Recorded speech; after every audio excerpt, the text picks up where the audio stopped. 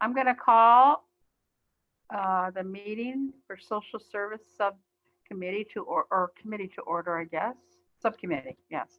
Call the meeting to order. Any disclosure of pecuniary interest in the general nature, therefore?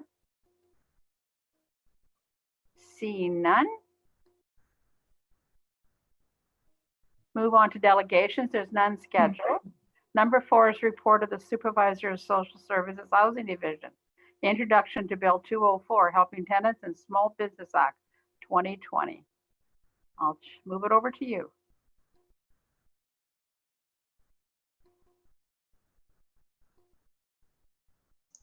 Eden, are you taking this on?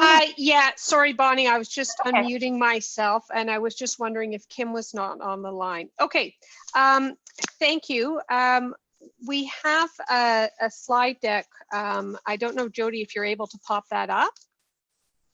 That was in the attachments.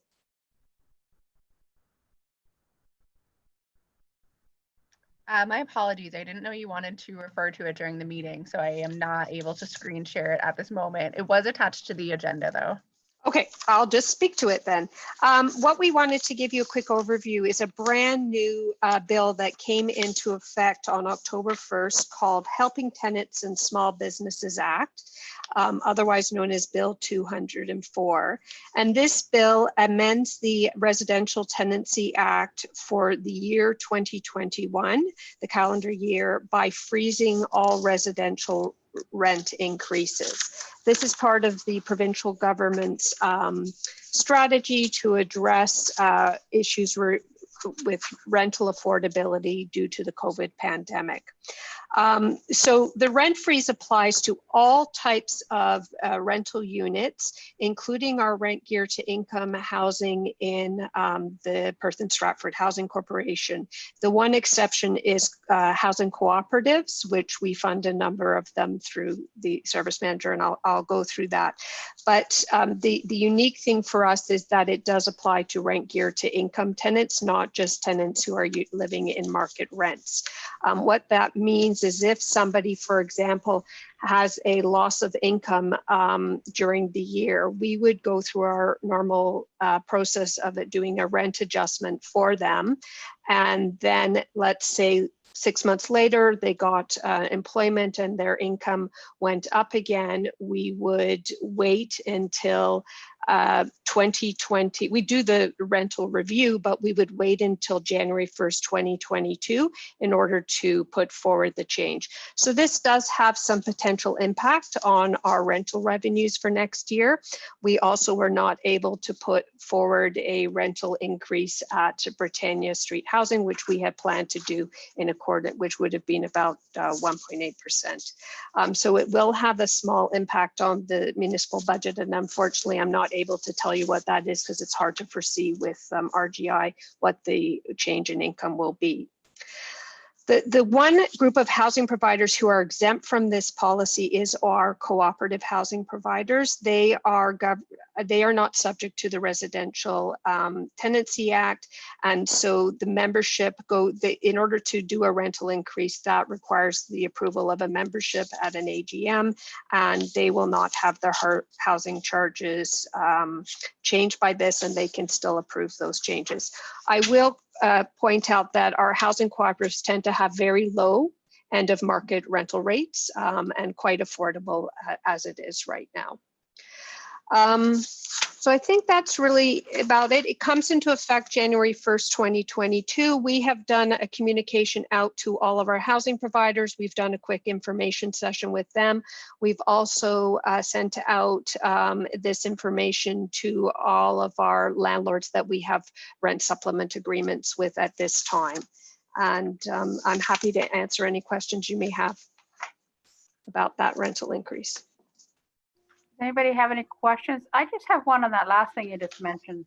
I don't know if I read that in the report or not, but so how does that affect the landlords that are, like, say, for instance, the one that we have here on St. Vincent Street?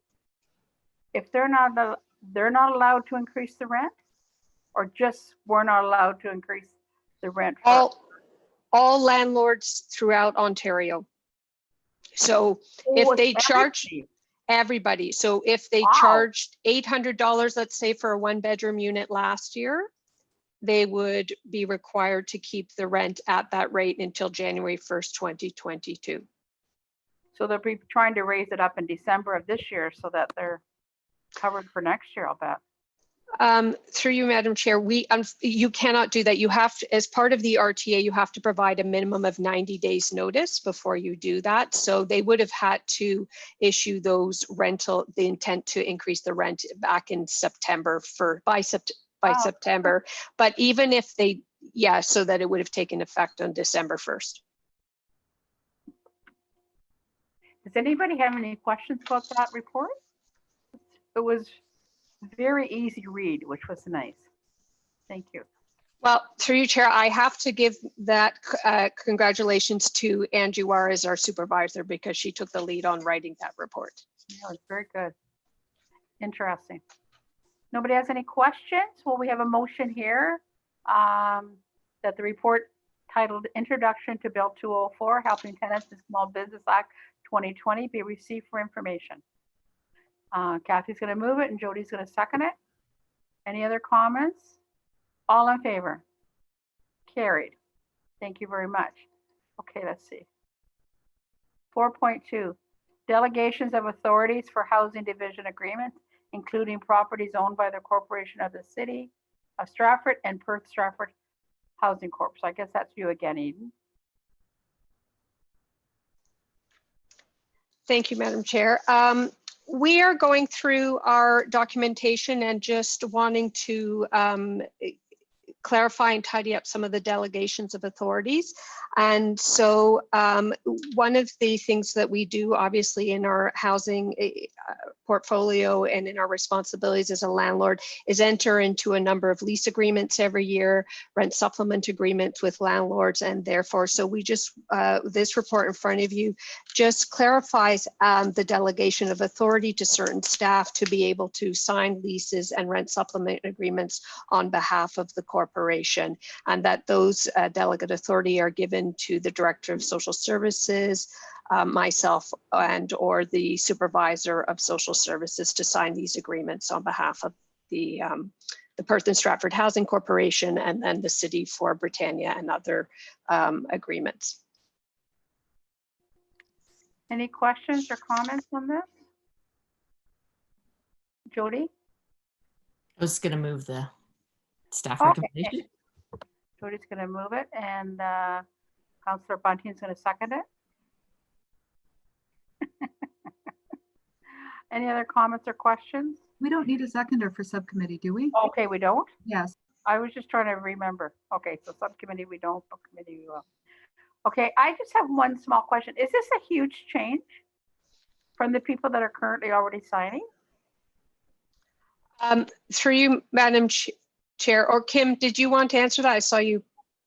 Sorry, through you, man, and I apologize. I was on the wrong link, so I quickly. That's why I was late. I think, as you know, that historically we've seen changes over the management with housing, so we just wanted to make sure that it was clear as to who was signing it under the Director of Social Services this time. So more process policy related. So. We have seen it historically in the past differ, but we wanted it under the delegation of authority. Okay, all in favor? Carried. Thank you. Move on to the next one. Oh, I gotta go back to the agenda. So 5.1, report of the manager of Ontario Works, the social assistance recovery and renewable plan update. Thank you, Madam Chair. So just wanted to provide a quick overview for you guys on what the Ministry of Children, Community and Social Services has been moving forward with. So over the past year, we've seen a fair amount of changes to the program, just in relation to how we interpret certain forms of income, just to support residents throughout the pandemic. As we've moved forward, the ministry has been working behind the scenes diligently on some different initiatives. And the first one that we're going to see moving forth across the province is a centralized intake unit that will be completing applications. So right now they're starting with a prototype in 7 municipalities. After that, they will move to the employment services transformation sites, which is 15 service managers that are part of the modification to the employment programming that is being delivered through Ontario Works, the Ontario Disability Support Program, and Employment Ontario providers. So that will be taking place in January. The province's plan is to fully onboard all of the 47 service managers who deliver Ontario Works by the end of March 2021. The only updates we've really heard so far is that they are just working through the different issues that have arisen. It's only been active for 2 weeks, or a week and 2 days as of now. So we're in the second week that it has been working in the prototype sites. The major changes I just wanted to highlight is just that we will see that they are going to be processing these applications at the provincial level. They will only be sending a certain type of application to the local office, which they have classified as high risk in complex cases, pardon me. So at this time, there's no change for us locally. We just want to put this on your radar that we do see that this is a change that will be upcoming over the course of the next few months. But the nice thing is that they are rolling this out to prototypes, and then we'll stagger the rest of us being onboarded into it. So we should hopefully work out the issues. And at the end of the day, they see this as being something that will benefit the program and will enhance the ability to determine risk level and issue appropriately, and limit the barriers for Ontario Works applicants to applying for assistance. Martin? And thank you. I'm just wondering, do you see a huge change in the amount of work, administrative work, with this program? Through the chair, there will be a change. We're not sure what that will look like. Right now, what we've heard from the prototype sites is it's still a cumbersome process. It's not taking away some of that locally or at the office level. We're hoping that by March, it will reduce some of that administrative burden. So ideally, this will take a fair amount of applications who will already be granted. So it will delay the need for them to contact us immediately. And then when they do contact us, the focus will be on life stabilization and working towards their employment goals until that change is made with the employment services transformation. So it's kind of twofold. The first change we're going to see ideally will remove some of those burdens. But it's still kind of unknown until they work through some of the issues, because at this time, we like to think, and the office and the staff here do a fantastic job of processing applications. We are very timely in how quick we get to them. We reduce errors by being very thorough with how we work through them. So it's really just a matter of kind of how this plays out and what changes they make at the provincial level. Ideally, this will reduce the administrative burden on us, but we're kind of going to have to wait and see how that plays out. Thank you. Any other questions? Kathy? So I'm trying to sort of get my mind around that. This is a centralized and automated for intake, but then all follow-up then falls back to the service managers, or and then the reporting out of it, or do they then actually produce automatic reporting for each sort of by geography that then is incorporated? I understand the initial intake part of it, but then I don't quite understand the subsequent activities that take place. Through the chair. So once this rolls out in March, it will be sent over to the local office to do the case management activities. So at this time, basically what it's going to do is remove the initial application from being done by a caseworker. So currently client calls, they apply for assistance, they're booked in an intake with their Ontario Works caseworker. Once that intake appointment is completed, they then move to an ongoing status with that caseworker. Basically, when we hear from our clients, or when these cases are assigned to us, they will already be ongoing. And then we will just pick up the case from that point. So they'll still be assigned to us locally, and we will still have local statistics from that. It'll just be the fact that the application process itself will be done. With that being said, as they transform and they move towards the new system and what that will look like, we're unsure of who will handle the case management, whether that will be the employment provider or the local office. We're still yet to hear that from the province. And so I had another question around what happens. So currently, is there then, if somebody is looking for services, do we get a lot of people just walking in, or referral from other agencies? Like, so what is it going to look like for the person who's looking for help? Like, will they be shuttled to like a phone number or a central intake site? Can they still be helped if they come walking into social services whenever that can happen again? I'm just a little, I'm thinking about the client journey and wondering how we transition to it. Through the chair, that is something we are also asking questions to the province about. So our questions are kind of the same what you've just asked. If someone walks into the office, do we process that application for them, or do we have to direct them back to the online application? We still haven't really heard either way what that will truly look like. Our understanding is if they are low risk and apply online, there is the chance that they will get auto granted, so they will not have to have done a thorough intake or spoken to someone. So ideally that will remove some barriers.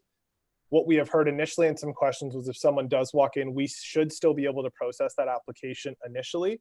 If that changes, we are unsure. But the initial questions that we've raised are very similar to that, is what will that client journey look like to make sure they are not bounced around, or they don't have to call into a line or wait a significant amount of time before that application is approved. And what the province has said so far is that they will guarantee that we still have some of that flexibility. Okay, thank you. I am just, as I said, whenever you have this much change and something becomes automated, I'm always worried about somebody who isn't as competent in meandering through online systems or through the phone, or has communication issues, that could be a barrier to them, right? And abandoning it, right? Through the chair, I just want to give a little historic perspective of this. Is when we worked in social services, I think it was between 2001 and 2004, the province did try something similar to this, where they centralized phone intakes, and our centralization was up to Collingwood, Grey Bruce area. Again, similar to your worries, Councillor Vasilakis, it did not give the human touch. So they actually decentralized back to the province or to the municipalities within 3 years. I think the change is the change in technology in the last 17 years that kind of allows for the risk-based approach, and the fact that they can do it on the internet. But it's similar for those that may remember 2001 to 2004, where they did centralize this already. So will they be able to do it in the office somewhere if they don't have a computer at home or access? Through the chair, yes, we will have interview rooms that they can have privacy to do that with. And I'm sorry, just a follow up. And I'm also thinking that a lot of people who don't have a computer, but they do have a mobile phone, and so as long as the process is mobile friendly, it'd be easy enough to do for some. Well, I'm glad to see they're doing trials first rather than just rolling it out. Does anybody else have any other questions or comments? I can't remember, Jody, do I have a mover for this one? 5.1? Through the chair, you do not have a mover for this one. Jody, did you want to move this one? What? Okay, Kathy. Kathy wants to move. All right. So the staff recommendation that the report titled Social Assistance Recovery and Renewable Plan Update be received for information. All in favor? Carried. And Ryan, I just want to thank you for showing up. Nice to see you in the audience.